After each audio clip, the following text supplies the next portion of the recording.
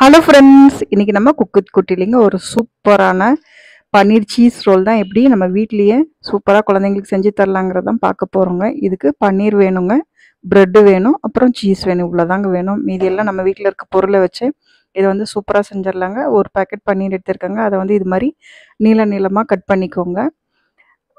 அப்புறம் எப்படி அதில் மேரினேட் பண்ணி வச்சு ப்ரெட்டோட ஸ்டஃப் பண்ணுறது அப்படின்னு பார்க்கலாங்க. இது மாதிரி நீங்கள் செஞ்சு கொடுத்தீங்கன்னா அது இந்த மழை சமயத்தில் சூப்பராக இருக்குங்க. பசங்க வந்து விரும்பி சாப்பிடுவாங்க. இப்போ லீவ் விடுறாங்க இல்லைங்களா, அதனால மழை சமயத்தில் இது மாதிரி செஞ்சு கொடுக்குங்க. அவங்களும் விருப்பமாக சாப்பிடுவாங்க. கிளைமேட்டுக்கு ஏற்ற ஃபுட்டாகவும் இது இருக்குங்க.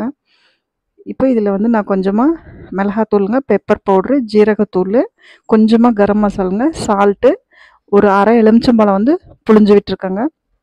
அப்புறம் ஒரு 3 ஸ்பூன் அளவுக்கு தயிர் சேர்த்துருக்கேங்க. இது ஒரு பேக்கெட்டு பன்னீருக்கு வந்து இது வந்து கரெக்டாக இருந்ததுங்க. இப்போ இது எல்லாமே வந்து நல்லா கலந்து விட்டுட்டுங்க.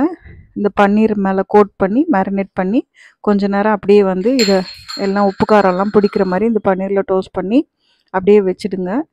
ஒரு 10 to 20 மினிட்ஸ் இதுக்கு கண்டிப்பாக ரெஸ்டிங் டைம் கொடுத்துட்டிங்கன்னா தான் இந்த பன்னீர் வந்து நல்லா அந்த உப்பு புளிப்பு எல்லாமே உள்ளே ஏறுங்க. அதுக்காக தான் இது மாதிரி நல்லா எல்லா இடத்துலையும் கோட் ஆகிற மாதிரிங்க கோட் பண்ணிவிட்டு வச்சுடுங்க.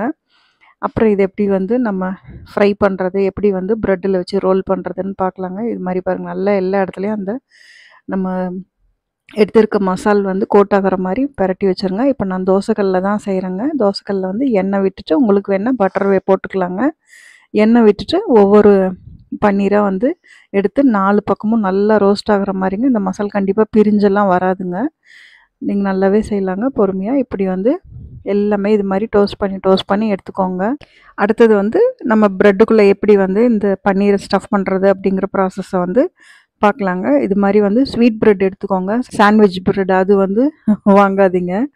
அது வந்து இந்த ஸ்வீட் ப்ரெட்டில் தான் இந்த ஸ்வீட்டும் நம்ம பன்னீர் வந்து நல்ல ஸ்பைஸியாக இருக்குங்க. அப்போ அது ரெண்டும் சேர்றப்ப தான் நல்லா இருக்குங்க. அதனால் முடிஞ்ச வரைக்கும் நம்ம வீட்டில் சாதாரணமாக கிடைக்கும் இல்லைங்களா ஸ்வீட் ப்ரெட்டு, அதே வாங்கிக்கோங்க. சாண்ட்விச் ப்ரெட்டு யூஸ் பண்ணாதீங்க. இதை வந்து பூரிக்கட்டையில் வச்சு நல்லா வந்து தின் பண்ணிக்கிறோம். நம்ம ப்ரெட்டை வந்து இது மாதிரி நல்லா அழுத்தி, தண்ணியெல்லாம் எதுவும் தேவையில்லைங்க. சும்மாவே இப்படி அழுத்துனிங்கனாவே ப்ரெட் வந்து நல்லா அப்படியே சாஃப்டாக சப்பாத்தி மாதிரி தேக்க வந்துடுங்க. இப்போ இதில் வந்து நம்ம அந்த டோஸ்ட் பண்ணி வச்சுருக்கோம் இல்லைங்களா பன்னீரை, அதை வந்து வைக்க போகிறோங்க. அதுக்கு முன்னாடி இதில் வந்து பசங்களுக்கு கொடுக்குறதா இருந்தால் இது மாதிரி சீஸ் போட்டுக்கோங்க.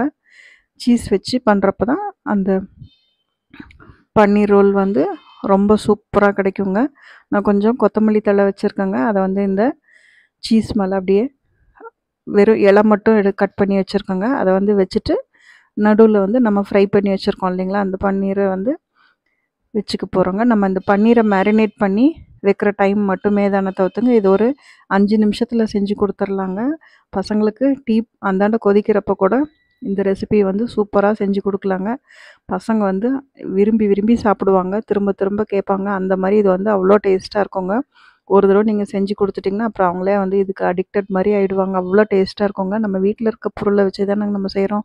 அதனால நம்ம கடையில் போய் இது வாங்குறதா இருந்தால் எப்படியும் வந்து 40-50 ரூபா சொல்லுவாங்க. அதுவும் வந்து இவ்வளோ வந்து நல்லா சுத்தமாக செய்கிறாங்களாங்கிறது இது தானங்க சந்தேகம்தான். அதனால் நம்ம வீட்லேயே இது மாதிரி பசங்களுக்கு வந்து செஞ்சு கொடுங்க. நல்லா வந்து அந்த உள்ளே வச்சு ரோல் பண்ணிட்டேங்க. ரோல் பண்ணிவிட்டு நான் செஞ்ச மாதிரியே தாங்க அழுத்தினோம்னா நல்லா அழுத்திக்கோங்க. அதை சீல் பண்ணணும்லாம் ஒன்றும் அவசியம் இல்லைங்க. அப்புறம் கொஞ்சமாக ஆயில் விட்டு எல்லா பக்கமும் அந்த ப்ரெட்டு டோஸ்ட் ஆகிற மாதிரி தோசைக்கல்லில் பொறுமையாக டோஸ்ட் பண்ணி எடுத்திங்கன்னா, கரியாமல் எடுத்துட்டிங்கன்னா பாருங்கள், சூப்பராக நம்மளோட பன்னீர் சீஸ் ரோல் ப்ரெட் ரோல் வந்து ரெடி ஆகிடுச்சுங்க.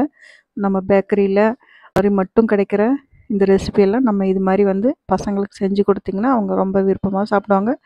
நான் வந்து இதில் சீஸ் இல்லாமல் வச்சு சாப்பிட்டாங்க. பசங்களுக்கு மட்டும் சீஸ் வச்சு கொடுத்துட்டு, நம்ம பெரியவங்க சாப்பிட்றதா சீஸ் வேண்டாம் அப்படின்ட்டு நினைக்கிறவங்க வந்து சீஸ் அவாய்ட் பண்ணிவிட்டு வெறும் ப்ரெட்டில் மட்டும் அந்த பன்னீரை ரோல் பண்ணி சாப்பிட்லாங்க. ரெசிபி பிடிச்சிருந்தா ட்ரை பண்ணுங்கள்.